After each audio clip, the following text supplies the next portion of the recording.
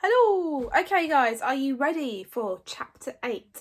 Training your dragon the hard way.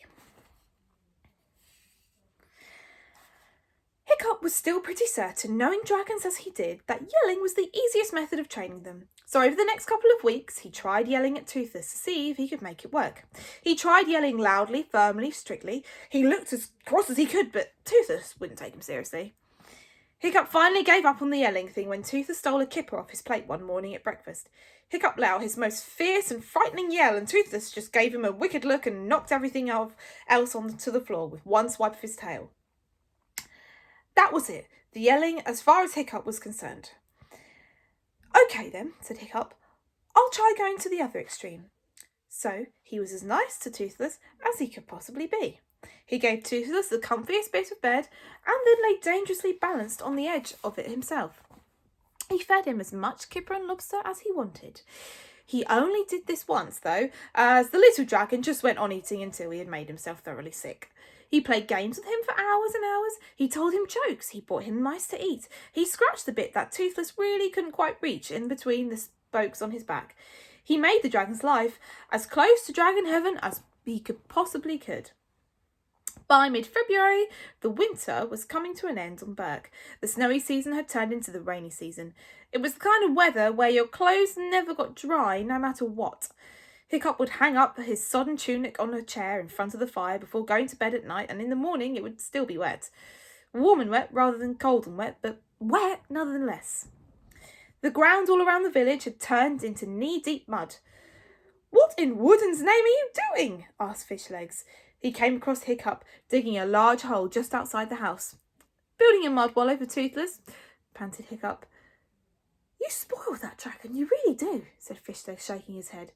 "It's psychology, you see," said Hiccup. "It's clever and it's subtle.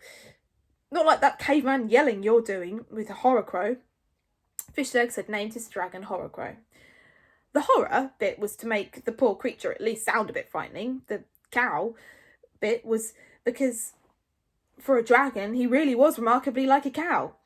She was a large, peaceful brown creature with an easy-going nature. Fishlegs suspected she might even be vegetarian. "I'm always catching and nibbling at the woodwork," he complained. "Blood, Horrorcrow! Blood! That's what you should want." Nonetheless, Fishlegs was a better yeller than Hiccup, or maybe Horrorcow was a lazier and more obliging character than Toothless. But Horrorcow was proving very easy to train by the yelling method. "Okay, Toothless, it's ready," said Hiccup. "Get yourself a good wallow." Toothless stopped trying to catch the bowls and leapt into the mud. He rolled over and over in the oozy gunge, spreading out his wings and squirming happily. "I'm bonding with him," said Hiccup, "so he'll want to do what I say." "Hiccup," said Fishlegs, as Toothless sucked on a good mouthful of mud and spat it straight into Hiccup's face. "I may not know much about dragons, but I do know that they are the most selfish creatures on earth. No dragon is ever going to do what you want out of gratitude. Dragons do not know what gratitude is. Give up. This will never work." "The thing about us dragons," said Toothless hopefully, "is we're survivors. We're not like soppy cats or dumb dogs falling in love with their masters and yucky things like that. Only reason we ever do what we man wants is because he's bigger than us and gives us food." "What's he saying?" asked Fishlegs. "Pretty much what you're saying," said Hiccup. Never trust a dragon," said Toothless, cheerfully hopping out of the wallow and helping himself to one of the winkles that Hiccup had found for him. Toothless was particularly fond of winkles. "Just like picking your nose," he said. "That's what my mother taught me in the nest, and she should know." Hiccup sighed. It was true. Toothless was cute to look at and very good company, if a little demanding. However, you only had to look into his big, innocent, heavily lashed eyes to realise that he was totally without morals. The eyes were ancient, the eyes of a killer. You might as well ask a crocodile or a shark to be your friend. Hiccup wiped the mud off his face. "I'll think of something else," said Hiccup. February turned into March, and Hiccup was still thinking. A few flowers made the mistake of appearing and were immediately blasted out of existence by a couple of hard frosts that kept themselves back for this very purpose. Fishlegs could now get Horacow to go and stay on command. Hiccup was still struggling to teach Toothless the basic of toilet training. "No pooing in the kitchen," said Hiccup for the 100th time, carrying Toothless outside after yet another accident. "It's warmer in the kitchen," whined Toothless. "But poos go outside, you know that," said Hiccup at the end of his tether.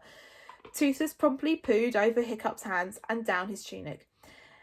"It's outside! It's outside! It's outside!" crowed Toothless. At this inopportune moment, Snotlout and Dog's Breath came sauntering past Stoic's house on the way back from the beach for their dragons on their shoulders. "Well, well, well," sneered Snotlout. "If it isn't the useless, covered in dragon poo, it actually quite suits you." "Ha ha ha," snorted Dog's Breath. "That's not a dragon," jeered Seaslug. Dog's Breath's dragon, who was an ugly great grunkle with a pug nose and a mean temper. "That's a newt with wings. That's not a dragon," scoffed Fireworm, Snotlout's dragon, who was a big bully as her master. "That's an ickle newborn bunny rabbit with a pathetic poo problem." Toothless gave a gasp of fury. Snotlout showed Hiccup the immense heap of fish that he had wrapped in his cloak.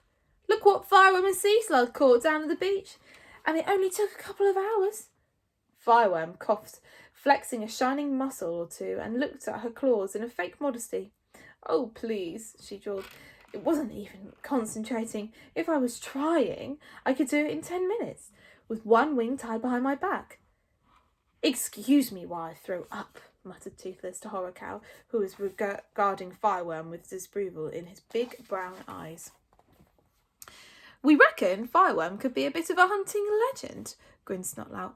"I hear that Horacow is partial to carrots. Has the Toothless got the nerve to attack a vegetable? Carrots are a bit crunchy, perhaps. He could manage the odd squished cucumber. You could give it to him through a straw, perhaps." Dog's Breath laughed so hard that snot came snorting out of his nose.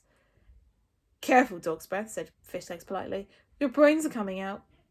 Dog's Breath bashed him hard, and the two boys swaggered off. Fireworm making a lunge at Toothless that nearly took his eyes out as he went past. As soon as they were safely out of earshot, Toothless jumped out of Hiccup's arms and coughed out sheets of flames in a menacing manner. "Bullies! Yellow bullies! Come closer and Toothless will fry you to frazzle! Toothless will drag your guts and play him on a harp! Toothless will... Well, you just better not come any closer, that's all." "Oh, very brave, Toothless," said Hiccup sarcastically. "If you shout louder, they might even hear you." End of chapter 8. I will see you tomorrow, ready for chapter 9.